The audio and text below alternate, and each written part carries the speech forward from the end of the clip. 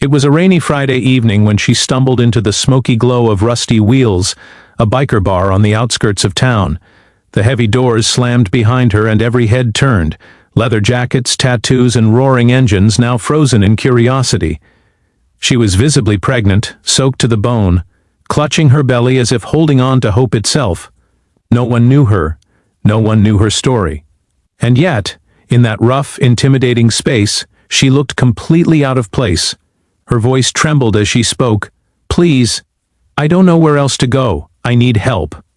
For a moment, the room was silent. Then, a tall man with a kind smile, arms covered in faded ink, stepped forward. "Hey, don't worry, you're safe here," he said, guiding her to a seat near the corner. Others, initially wary, began to offer blankets, warm drinks, anything to make her comfortable. As the storm outside raged on, the bar transformed into a small haven. Strangers became protectors, their rough exteriors softening with empathy. Little did she know, the evening was about to take a turn she could never have imagined. A moment that would remind everyone present that kindness often appears in the most unexpected places, and humanity can shine even in the darkest, most unlikely corners. The rain pounded harder outside, but inside Rusty Wheels, a warmth had taken over. The pregnant woman, whose name was Emily, sipped the hot chocolate someone had handed her, feeling both nervous and strangely relieved. She hadn't expected kindness here, certainly not from a room full of bikers known more for roaring engines than acts of compassion. A burly man named Jack, who seemed to be the unofficial leader, pulled up a chair. "Tell us what's going on, Emily." "No judgment here," he said gently. Tears welled up as she spoke.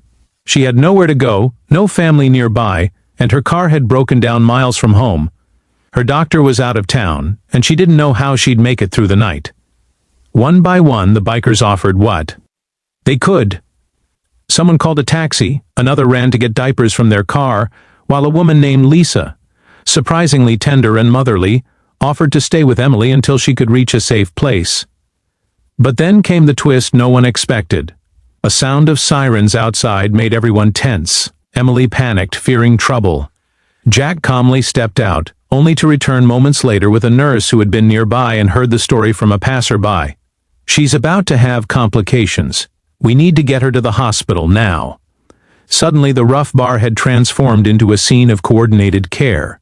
Helmets were swapped for blankets, engines roared to life, and strangers became heroes, proving that in the face of vulnerability, courage and kindness can appear in the unlikeliest forms.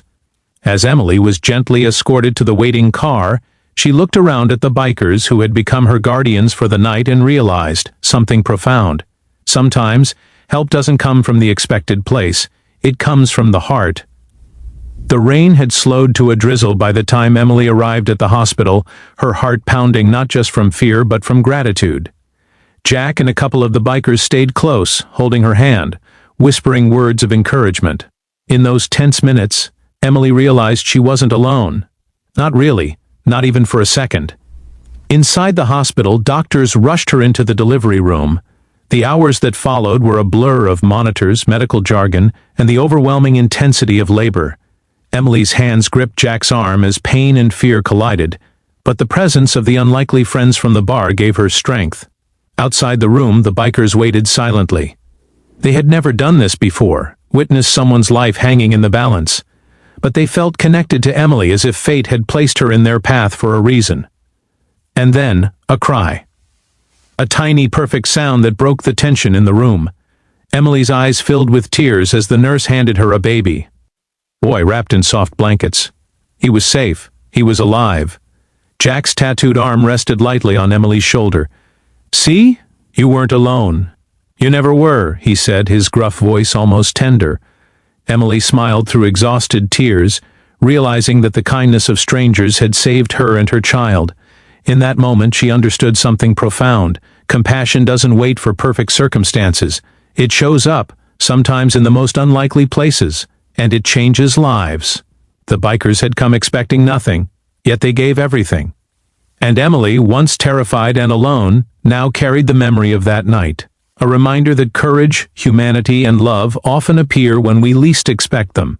The days after the birth were a whirlwind. Emily stayed in the hospital cradling her newborn son while the bikers, once strangers, became a lifeline she never expected. They visited daily, bringing coffee, snacks, even little handmade gifts for the baby. Each visit reminded Emily that kindness could come in the roughest of packages. One evening, as the hospital lights dimmed, Jack sat beside her bed. "You know," he said, his voice soft, "we've spent our lives judged by appearances. People see leather, tattoos, loud engines, and assume the worst. But tonight, you've reminded us that it's the heart that counts." Emily smiled, feeling a warmth spread through her chest. "You saved my life. And my baby's," she whispered. Her words hung in the air, heavy with emotion. Then came a surprise she hadn't anticipated. One of the bikers, a quiet man named Sam, handed her a small envelope. Inside was enough cash to cover the hospital bills, and a note: "No one should face life alone. You are family now." Tears streamed down her face. She had come in frightened, unsure, and utterly alone. Now she was surrounded by people who didn't care about her past, her mistakes, or her situation. They only cared about her and her child. That night, Emily reflected on what had happened. She realized that sometimes the world shows up in unexpected forms, teaching lessons of empathy, courage, and selflessness. A biker bar, once a place of intimidation, had become a sanctuary of humanity, and in that moment Emily made a silent promise: she would carry this lesson forward, showing the same compassion to others that had saved her. Sometimes heroes don't wear capes, they ride motorcycles. Weeks later, Emily returned home with her baby, exhausted but filled with hope. The stormy night at Rusty Wheels had become a memory she would carry forever, a reminder that even in the darkest times, compassion could shine brightly. She kept in touch with the bikers, sending photos of her growing son and updates about her recovery. Every message, every call, felt like a thread connecting her to a family she never knew she had. Jack, Lisa, and the others had become more than strangers. They were guardians, friends, and symbols of humanity at its best. One sunny afternoon, Emily decided to visit the bar again, not out of necessity, but to thank them properly. As she walked in, the familiar roar of engines greeted her. The bikers cheered, lifting her spirits instantly. Baby in her arms, she realized how much love had come from the most unexpected place. "I can never repay you," she said softly, tears of gratitude in her eyes. Jack placed a hand on hers. "You don't need to, just promise to pass it on. That's how the world changes, one act of kindness at a time." Emily smiled, hugging him briefly before turning to leave. That day, she understood a profound truth: generosity doesn't ask for credit, and courage doesn't come with a uniform. It comes from hearts willing to step up when someone is in need.